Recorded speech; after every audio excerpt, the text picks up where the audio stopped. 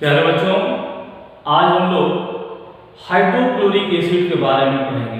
तो हेडिंग दीजिए hydrochloric acid. Gaseous form में यह कहलाता है हाइड्रोजन क्लोराइड। इसका अणु सूत्र HCl। अणु भार, हाइड्रोजन का परमाणु भार 1 होता है और क्लोरीन का 35.5 जोड़ेंगे तो कितना आ जाएगा 36.5। वाष्प घनत्व कितना होगा इसका? आपको बताया गया है कि वाष्प घनत्व अणु भार का आधा होता है। तो अणु भार 36.5 है तो वाष्प घनत्व इसका आधा यानी 18.25। ठीक है।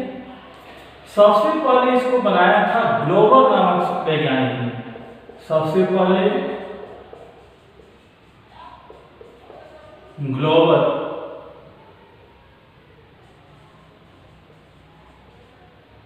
ने इसे बनाया था। ठीक है। कैसे इसको बनाया जाता है, बनाने की विधि हम लोग देखेंगे। बनाने की विधि, सोडियम क्लोराइड की अभिक्रिया सांद्र सल्फ्यूरिक अम्ल के साथ कराने पर हाइड्रोजन क्लोराइड गैस प्राप्त होता है। ठीक है।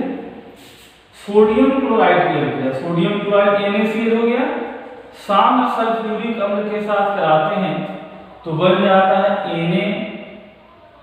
NaHSO4 plus HCl। यह NaHSO4 जो है ये पुनः NaCl से विक्रिया करेगा तो बन जाएगा Na2SO4 प्लस HCl। तो इस तरह से हमको कौन सा गैस प्राप्त हो रहा है? हाइड्रोजन क्लोराइड गैस प्राप्त हो रहा है। चलिए इसको मिटाते हैं, नोट कर लीजिए।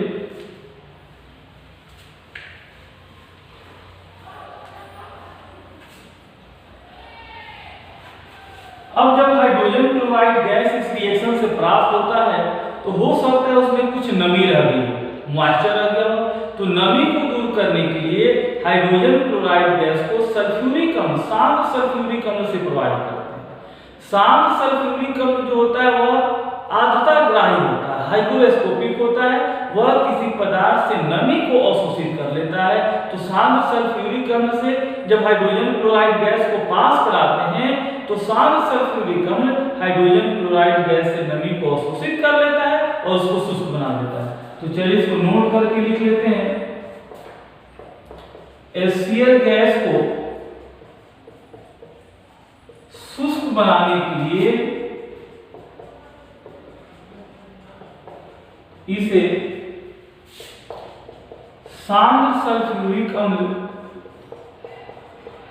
से प्रवाहित करते हैं। ठीक है ना। यहां नोट करके लिख लेंगे कि सांद्र सल्फ्यूरिक अम्ल जो है इसको कहा जाता है आर्द्रताग्राही या आर्द्रता को, नमी को क्या करता है? अवशोषित करता है। अब हम देखते हैं इसके भौतिक गुण। हाइड्रोजन क्लोराइड गैस के भौतिक गुण,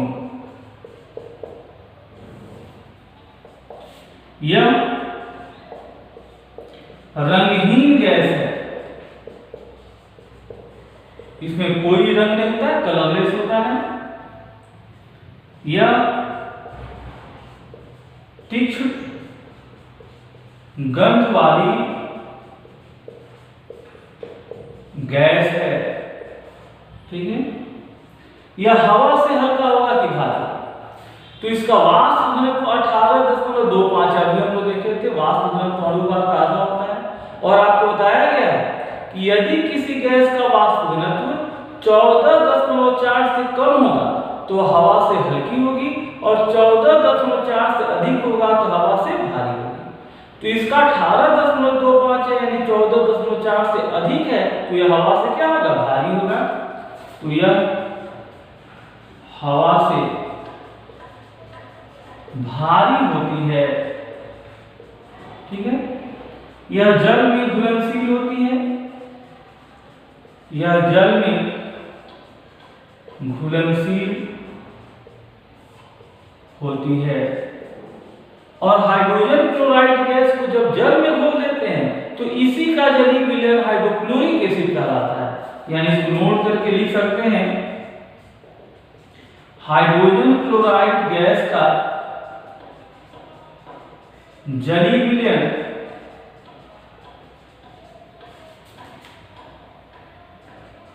हाइड्रोक्लोरिक एसिड कहलाता है। हाइड्रोजन क्लोराइड गैस का जलीय विलयन क्या कहलाता है, हाइड्रोक्लोरिक एसिड। चलिए इसे नोट कर लीजिए।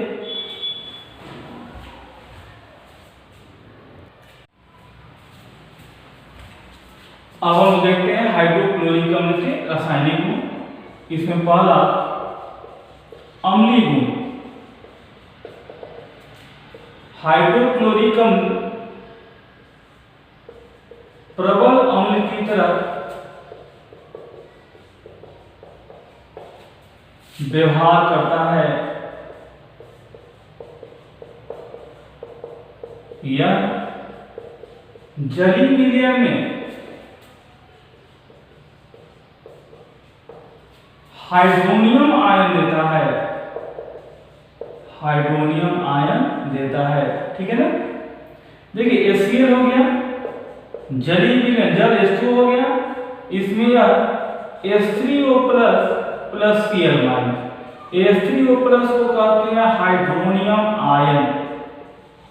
देखिए हम लोग पढ़े हैं कि अम्ल जलीय विलयन में H प्लस आयन होते हैं, यानी HCl टूटेगा तो H प्लस और Cl माइनस, लेकिन H प्लस स्वतंत्र अवस्था में नहीं पाया जाता है, वह तुरंत H2 अणु के साथ संयोग करके हाइड्रोनियम आयन देता है। तो ये भी हम लोग कह सकते हैं कि अम्ल जलीय विलयन में हाइड्रोनियम आयन देते हैं। तो जो पदार्थ जलीय विलयन में हाइड्रोनियम आयन देगा वह क्या होगा, अम्ल। अब इसका Ka का वैल्यू जो है 10⁻⁷ होता है, 10 के पावर 7। Ka क्या है, Ka को कहा जाता है अम्ल वियोजन स्थिरांक, एसिड डिसोसिएशन कांस्टेंट अम्ल वियोजन स्थिरांक। Ka का वैल्यू किसी भी एसिड के लिए जितना ज्यादा होगा उतना ही वह प्रबल अम्ल होगा। या नोट करके लिख देते हैं,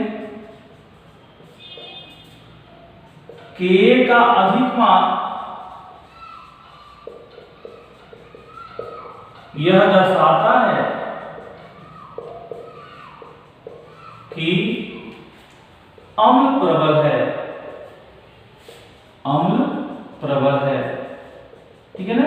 Ka का मान जितना ज्यादा होता है उतना ही अम्ल क्या होता है, प्रबल होता है। तो चलिए इसको मिटा देते हैं।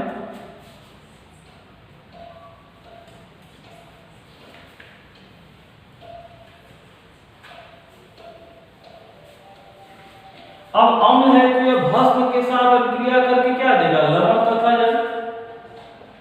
तो दूसरा देखते हैं भस्म के साथ अभिक्रिया। यह भस्म के साथ अभिक्रिया करके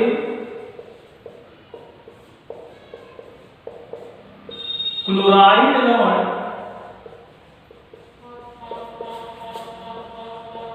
तथा जल का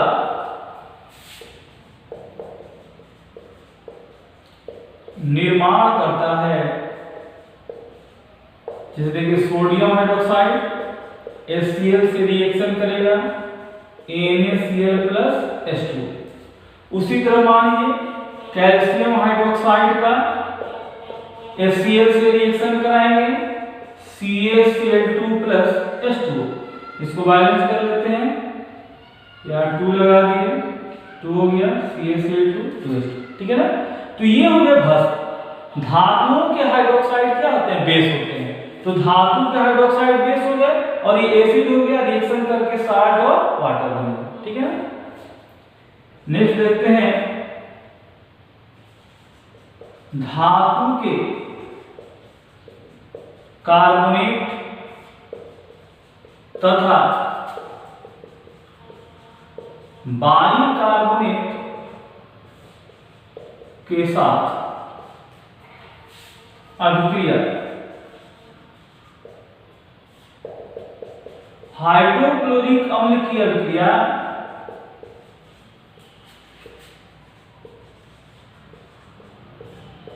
धातु के कार्बोनेट तथा बाइकार्बोनेट के साथ कराने पर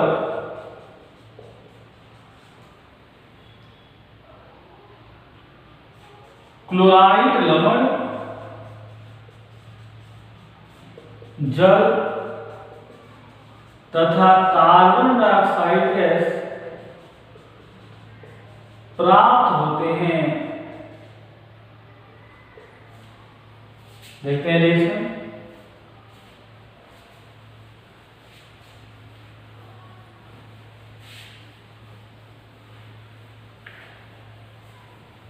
देखिए जैसे मान लीजिए कि सोडियम कार्बोनेट हो गया, धातु का कार्बोनेट हो गया, इसकी अभिक्रिया हाइड्रोक्लोरिक अम्ल के साथ कराएंगे, क्या बनेगा? क्लोराइड लवण यानी सोडियम क्लोराइड जल और कार्बन डाइऑक्साइड गैस मुक्त होगा। इसको बैलेंस कर लेते हैं, 2 Na है, यहाँ 2 लगा दिए, Cl2 हो गया, 2 हो गया, H2O प्लस CO2।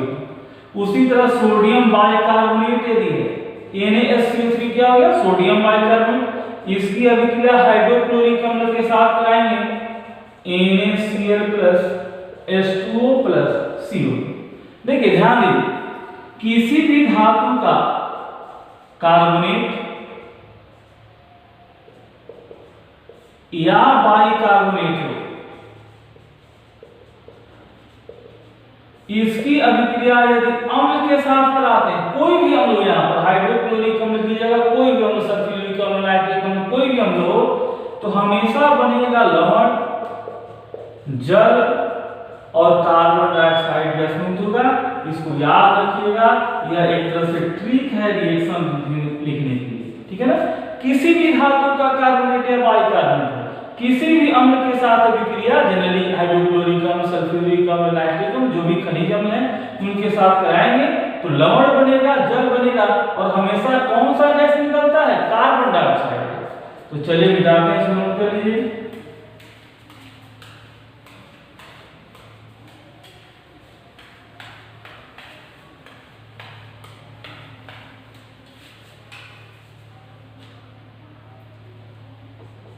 नेक्स्ट, धातु के सल्फाइड के साथ अभिक्रिया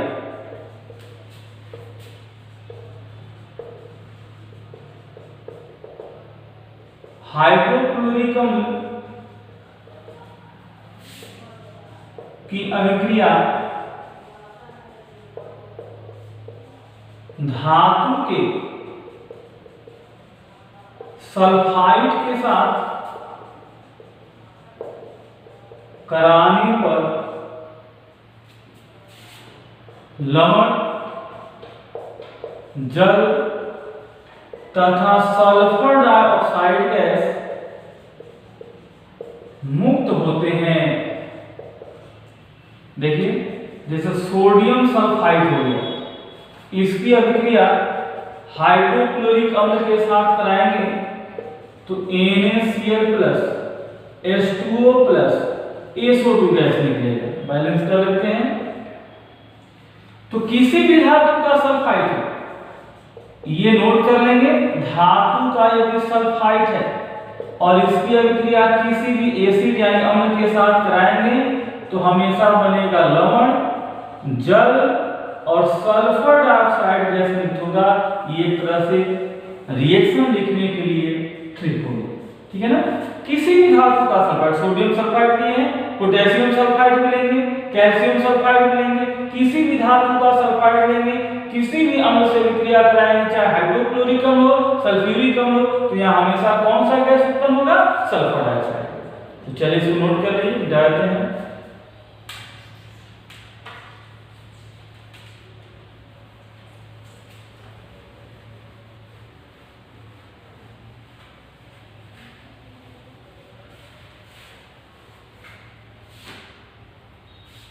नेक्स्ट, अमोनिया के साथ अभिक्रिया।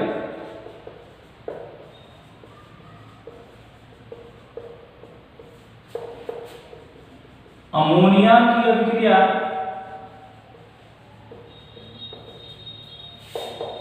HCl के साथ, हाइड्रोक्लोरिक एसिड के साथ कराने पर अमोनियम क्लोराइड का श्वेत धूम प्राप्त होता है। ये बहुत इंपॉर्टेंट रिएक्शन है, पूछा जाता है। अमोनिया का हाइड्रोक्लोरिक एसिड के साथ रिएक्शन कराएंगे, अमोनियम क्लोराइड प्राप्त होता है, श्वेत धूम के साथ उजला धुआं की तरह निकलता है। ठीक है ना? इसके बाद हम देखते हैं, चलिए इसको नोट कर लीजिए।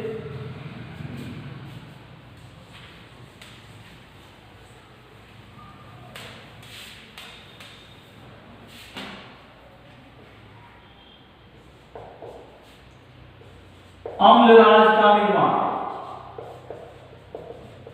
हम लोग नाइट्रिक एसिड में भी पढ़े थे अम्लराज के बारे में। क्या होता है? तो 3 भाग HCl तथा 1 भाग HNO3 का मिश्रण अम्लराज कहलाता है। एक्वारेजिया अम्लराज कहलाता है। यह गोल्ड तथा प्लेटिनम जैसे नोबल मेटल निष्क्रिय धातु के साथ अभिक्रिया कर सकता है। देखिए बहुत इंपॉर्टेंट है, गोल्ड और प्लेटिनम को नोबल मेटल कहा जाता है। आप नोबल गैस सुने हैं, हीलियम, नियॉन, आर्गन, क्रिप्टन, जेनर, रेडॉन क्या है? नोबल गैस है। लेकिन नोबल मेटल कौन है? तो गोल्ड और प्लेटिनम। ये किसी भी एसिड के साथ, चाहे सिर्फ हाइड्रोक्लोरिक एसिड हो, सिर्फ नाइट्रिक एसिड हो, सिर्फ सल्फ्यूरिक एसिड हो, किसी के साथ ये अभिक्रिया नहीं करते। ये सिर्फ अम्लराज में डिसॉल्व होते हैं, अम्लराज से अभिक्रिया करते हैं। कैसे? देखिए, जैसे मान लीजिए गोल्ड की अभिक्रिया देखें गोल्ड के साथ, तो 3 भाग HCl और 1 भाग HNO3 ये अभिक्रिया करके देते हैं NOCl plus H2O plus Cl। इसको बैलेंस कर देते हैं। Cl यहाँ पर 1, यहाँ पर 2 हो गया, 3 1 4 हाइड्रोजन है, यहाँ पर 2 लगा दिए, ऑक्सीजन कितना हो गया? 2 1 3। ठीक है।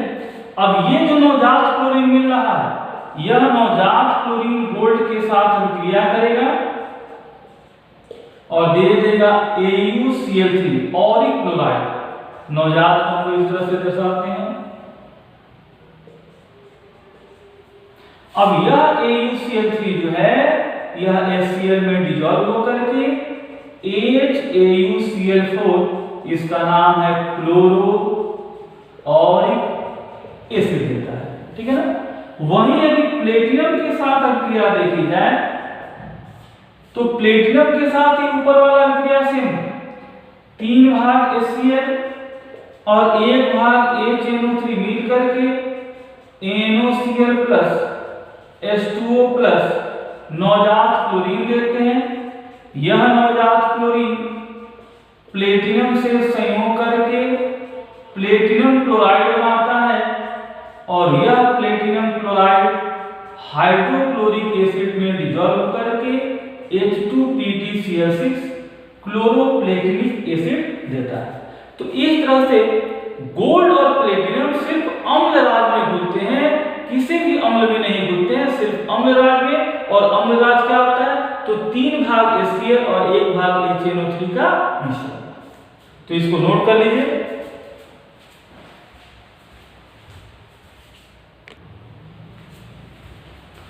अब हम देखते हैं हाइड्रोक्लोरिक अम्ल के उपयोग। पहला, क्लोरीन के उत्पादन में हाइड्रोक्लोरिक अम्ल का उपयोग होता है, हम लोग क्लोरीन में पढ़ चुके हैं। दूसरा, अमोनियम क्लोराइड बनाने में। अब हम रिएक्शन देखें कि अमोनिया हाइड्रोजन क्लोराइड के साथ रिएक्शन करके क्या करता है अमोनियम क्लोराइड। औषधि निर्माण में, दवाओं के निर्माण में होता है। प्रयोगशाला में एक इंपॉर्टेंट रिएजेंट के रूप में, महत्वपूर्ण अभिकर्मक के रूप में इसका इस्तेमाल होता है। और अस्थि कोयले के शुद्धिकरण में इसका उपयोग होता है। तो इसको नोट कर लीजिए। अब हम लोग पिछले लेक्चर में जो क्वेश्चन पूछा गया था उसका आंसर और आज के लेक्चर पर आधारित कुछ क्वेश्चन देखेंगे।